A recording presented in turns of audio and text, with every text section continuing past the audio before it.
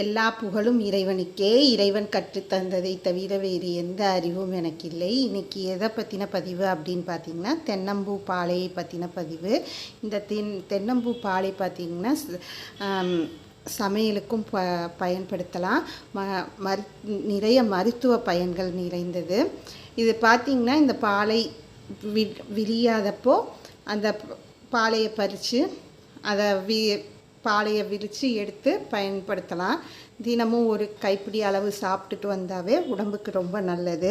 இந்த தென்னம்பூ பாலை பார்த்திங்கன்னா சிறுநீரை பெருக்கக்கூடியது, உடல் வெப்பத்தை குறைக்க வல்லது, இரத்த மூலம், சீதபேதி, மாதவிடாய் கோளாறுகளை நீக்கும், பெரும்பாடுன்னு சொல்லுற பெண்களுக்கு ஏற்படக்கூடிய பிரச்சனையை நீக்கக்கூடியது, மேக நோய் போன்ற பல நோய்களையும் குணப்படுத்த உதவும், சிறுநீரை பெருக்கக்கூடியது, உடல் வெப்பத்தை என்ன பண்ணுன்னா தணிக்கக்கூடியது,